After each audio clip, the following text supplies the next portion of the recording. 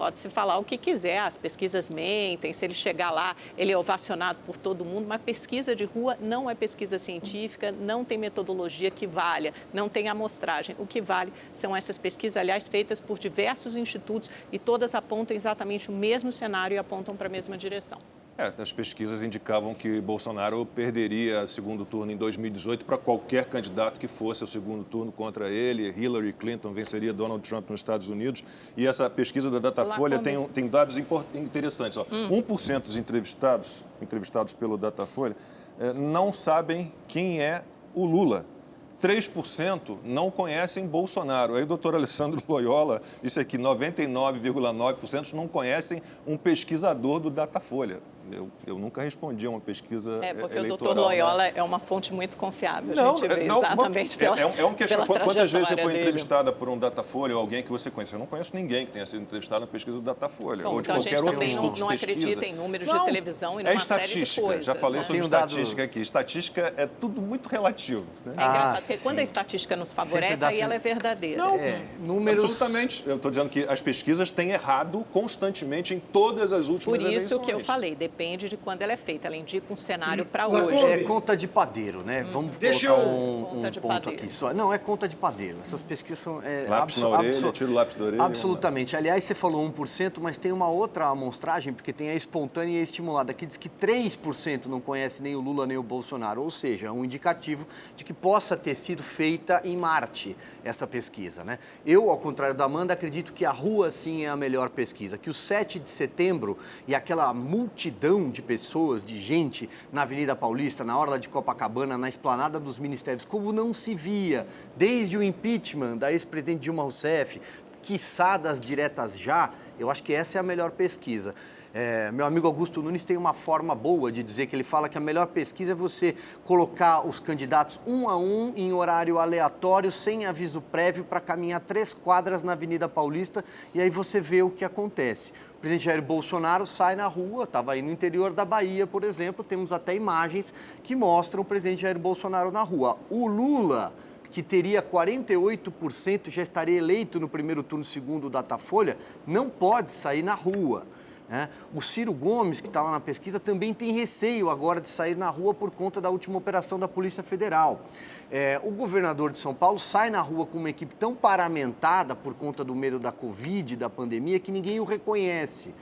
E o Sérgio Moro ainda não decidiu em que lugar ele pode caminhar, para onde vai a campanha dele. Esse é o fato. Eu acredito na rua. Instituto de pesquisa, se fossem verdadeiros e fiéis, hoje o presidente do Brasil seria Fernando Haddad. Consta. Na verdade, eu fico curioso que vai ver que é esse tipo de ciência que a Amanda acredita quando diz que ela fala em nome da ciência e os outros são negacionistas. Porque acreditar na ciência desses institutos de pesquisa é não querer olhar para trás e ver que a quantidade de erros, que não é nem erro, Lacombe, viu? Porque erro seria aleatório, é viés. Essas pesquisas sempre inflaram e sempre erraram para mais as estimativas de número de candidatos de esquerda e para menos candidato de direita. Agora, ela mencionou a expressão fotografia do momento. Então tá, vamos seguir daí dessa metáfora, né? Todo mundo que já tirou fotos, né, não precisa ser fotógrafo profissional, sabe que numa fotografia do momento você consegue, calibrando zoom, calibrando foco, calibrando ângulo, mostrar uma coisa que não é exatamente a realidade daquilo que as pessoas estão vendo. Então, é mais ou menos essa metáfora que eu ficaria com essas pesquisas. Quais são as equipes subcontratadas, terceirizadas, que vão fazer essas pesquisas, essas enquetes, com 1.000 a 2.000 pessoas pelo interior do Brasil? Eu adoraria saber, né? Porque são as mesmas sempre. Nenhum desses institutos de pesquisa mencionado possui uma equipe de centenas de funcionários. É tudo terceirizado. Será que são os mesmos? Será que são jovens universitários contratados de forma mais barata e que tem uma tendência? Mas, enfim, né? Basta mencionar isso. Datafolha dando Haddad com 45% de votos no segundo turno em 28 de setembro de 2018. Dilma seria a vencedora para o Senado, não Rodrigo Pacheco, que estava com menos da metade das intenções de voto da Dilma. Então, é tudo uma grande piada, ninguém sério mais leva a sério essas pesquisas. Ninguém. Aqui na Os testes das ruas mostram algo bem diferente, né, bem diferente. O Lula só consegue criar uma claque lá quando vai para França ou para Argentina. No Brasil ele não sai nas ruas. E todos nós vimos, o 7 de setembro, que a imprensa militante tentou falar, né, que era menos número, que tentou esvaziar aquilo que todos os olhos enxergavam. Então, é uma ciência muito louca. É a ciência que diz que tinha 100 mil pessoas na Paulista naquele 7 de setembro. Olha, com uma ciência dessas, eu prefiro ser negacionista. É a ciência que diz, na véspera do segundo turno aqui de 2018, pesquisa Datafolha mostra Bolsonaro com 55% e Haddad com 45% na véspera de eleição. Boca de urna? Acho que não é boca de urna, não. É pesquisa na véspera da eleição, você pode procurar. Quantos dias antes? Na véspera da eleição, um dia antes da eleição. A última pesquisa divulgada no sábado. Então você não conhece o truque disso. das pesquisas? Como é que é?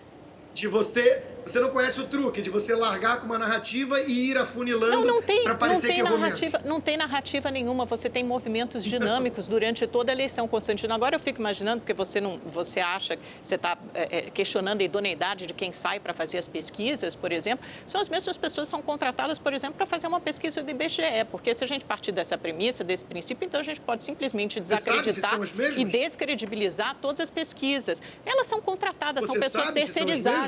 Certamente não são as mesmas, mas partem do mesmo conceito de terceirização. Essas pessoas são contratadas para fazer uma pesquisa. Meu pai é estatístico e eu estudei estatística em economia. Vamos lá. Você acha que uma amostra de 1.000 para 130 milhões de eleitores é uma boa amostragem? Olha, o Datafolha ontem ouviu mais de 3.500 pessoas. Na pesquisa divulgada ontem, nos 2 dias anteriores, ouviu mais de 3.500 pessoas. São vários institutos de pesquisa que fazem essas pesquisas mensalmente e todas apontam para a mesma direção. Você acha mesmo que todas estão erradas, todas estão jogando contra o governo? Um problema de inclusive aquelas... São diferentes metodologias. Intencionalmente equivocadas. São diferentes metodologias. Uma é presencial, uma é por telefone, outra é presencial. São questionários diferentes, institutos diferentes, partem de premissas diferentes. E se você fizer uma média de todas as pesquisas, elas apontam exatamente para o mesmo cenário. Amanda, o Lula com basta 40% pegar as pesquisas anteriores, como a gente já mencionou algumas aqui. Você pegar uma da véspera